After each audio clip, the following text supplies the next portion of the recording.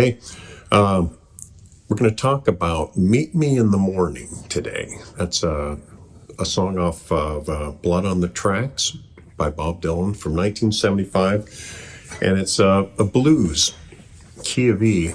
And the way I've been playing it is in open E. You can play it in standard tuning. I think it's easier in open E. And it's probably the way he did it. And just a word about this song. It's a blues. It's a 3-chord blues. And I think a lot of people disparage 3-chord songs, as if they're, really simple or something. The number of chords in a song has nothing to do with how complicated it is or what you can do with that song. You can make a 3-chord blues as complicated as you want by, the people that play this sort of music for years and years know a million licks, a million turnarounds, and they know how to take those 3 chords and play them any number of ways. So that's not a thing, the number of chords in a song. Anyway, so as I said, I'm going to show you how to play this in open E, just basically the acoustic guitar part, which I think was played by Bob Dylan himself.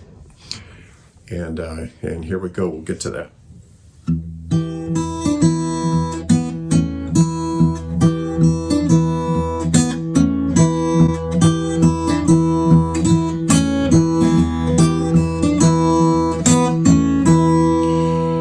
So that's the main riff over the E chord. It also, of course, goes to the A, which in this tuning is just barring straight across a 1-finger chord. 56, then walk Shaw. Back to the E. And then it goes, as all blues songs do, then it goes to the 5 chord, B.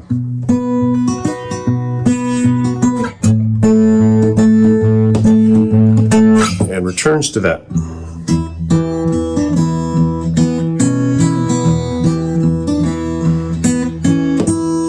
So it took me a while to learn how to play that riff because I'm nobody's finger picker. I'm an electric lead guitar player, have been for decades now, and I decided I wanted to learn some acoustic finger picking stuff, and it's not easy. I always thought that I was doing the hard stuff, playing lead guitar, but this stuff.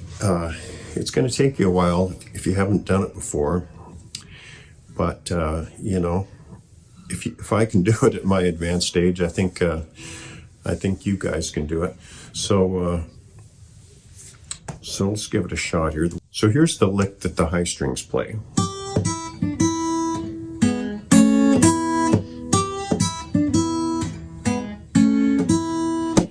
Right?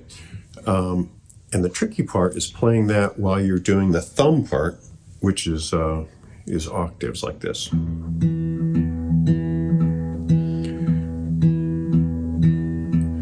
The low E to the D string, which is now tuned to an E. So to be able to do that while playing that, it takes a little getting used to. So the way I started was, piece by piece. I think that's what you want to do, break it down.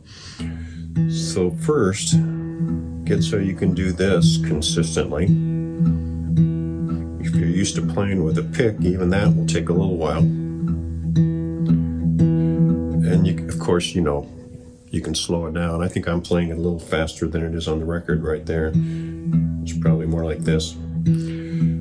And then you want to add in the high lick, piece by piece like this. And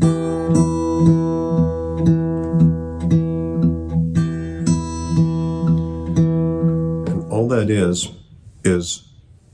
a G on the high E string, but you give it a little quarter bend the way blues guys do. And then release to the opening. So you get that thumb going, then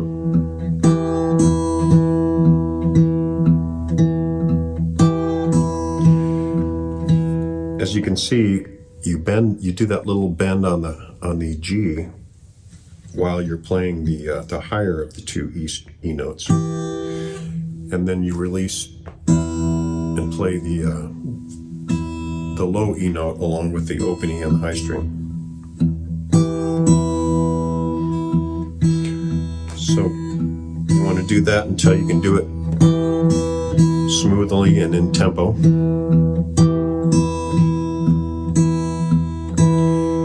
Once you can do that, you want to add in the other part of the first part of the lick. I'm considering that the whole first part of the lick. So let's try to add in that.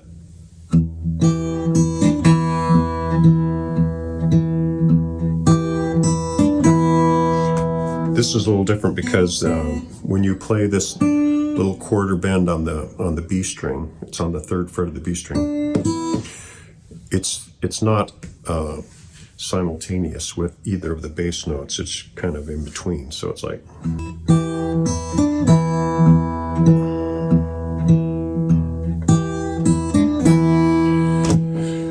So yeah, you probably have to work on that for a while. Do it very slowly. Make sure you're keeping that bass steady.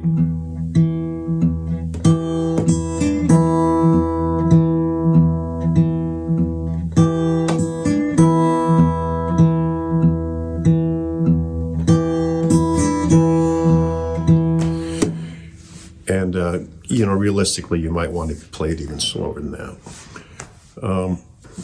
Then I would work on the second half of this. Just forget the first half for a while and work on the, excuse me.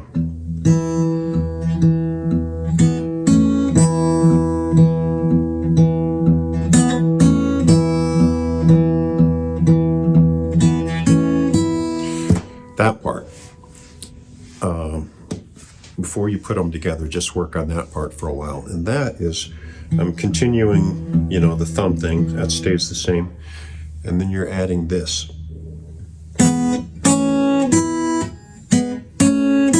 That is the 1st fret on the G string, 2nd fret on the B string, and following that with an open E string. So with the bass note, it sounds like this.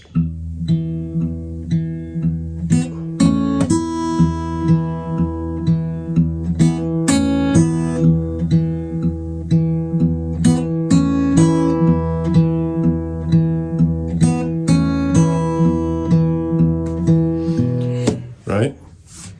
So that's also going to take a while. Do it really slow.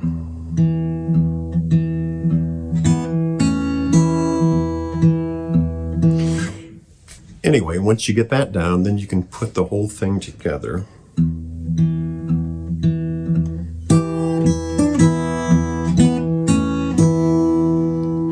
Like that. And then, of course, when you go to the 4 chord, which is 5th fret barred across all 6 strings, it kind of swoops into that, pausing at the G for a while. So it's like.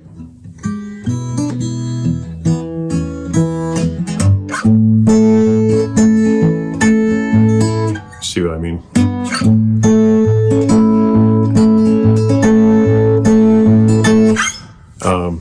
And you can play any kind of finger picking pattern you want on that A chord. I don't know if it matters. I'm not sure exactly what is. There's so much stuff happening in the song, other instruments, that it's kind of hard to tell what the acoustic guitar is playing at that point. You could just play it if you want, and you can make it a 7th if you want. If you play this, the B string at the 8th fret, that's a 7th. Anyway, and then of course the B, and back to the main riff on the E chord. So that's about all I got for you today. Thanks for watching. Gonna do some more of these acoustic lessons soon. So stay tuned. Thank you.